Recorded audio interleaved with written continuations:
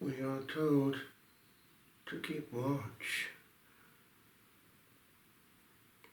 and we are warned that we can be distracted. Debauchery, the coarseness of life, cares can drain our energy and draw them to the earth. The advantage of the quiet night in prayer is that we can be somewhat outside that immediacy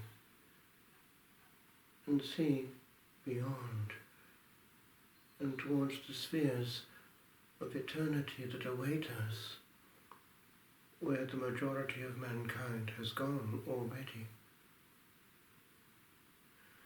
One thinks of the way in which, over the centuries, Christian souls have been aware of the issue, and from the beginning have been making radical choices with eternity in mind.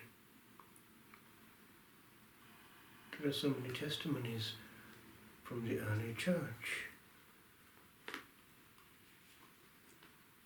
Amongst 1,000, there is this one.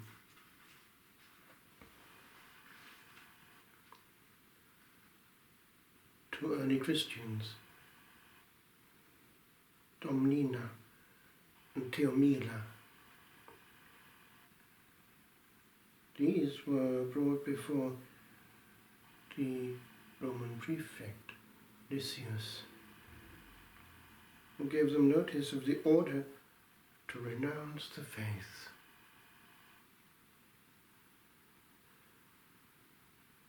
In order to adore idols. And how many idols are adored in our day? They refused, absolutely. So Lysias had this funeral pyre ignited and the altar to the false gods set up. Choose either to burn incense on the altar of our gods, or to be yourselves burned in the flames of this pyre. Not a moment's hesitation. We fear not this burning pile, which will soon be extinguished. The fire we do fear is that of hell, which never goes out. Not to fall in it, we detest your idols, and we adore Jesus Christ. So in they were thrown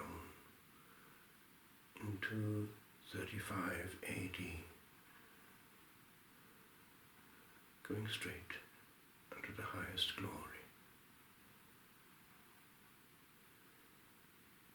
Without being forced to go into a pyre, we can be solicited strongly by the enemy of our soul to get involved with his idols, and the precious jewel of our immortal soul can indeed be immolated on that altar,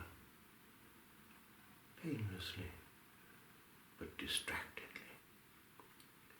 All he wants is to rock us to sleep, lest we think of what matters. The advent of the High King and our encounter with him, the truth.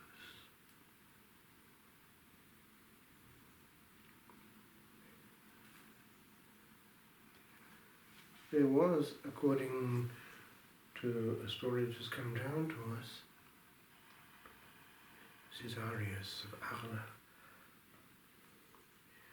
a wicked man that had been much prayed for, but to no effect. He fell sick and died. suddenly, when they were burying him, before they got to the place of sepulture, he suddenly came back to life. And he had this to say when they asked what had happened. God has just granted me a signal favour. He showed me hell, an immense ocean of fire, into which I was about to be plunged for my sins. A delay was accorded to me, that I might redeem my sins by penance. So here we have the prayers being answered dramatically. Thenceforth, there was a huge change. He thought no more of anything save expiating his sins by tears, fears, fasts, and prayers. He used to walk barefooted on brambles and thorns. He lived on bread and water only, and gave to the poor whatever he earned by his labour. When people would prevail upon him to moderate his austerities, he would reply, I have seen hell. I know that too much cannot be done to avoid it. Ah, hell. If all the trees and all the forests were heaped up in a vast pile and set on fire, I should prefer to remain in that burning fire to the end of the world, rather than endure for only 1 hour the fire of hell.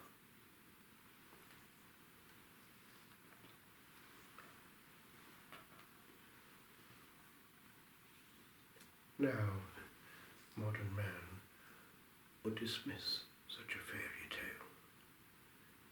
He has grown up, he thinks, because he's been taught to think so by the enemy of his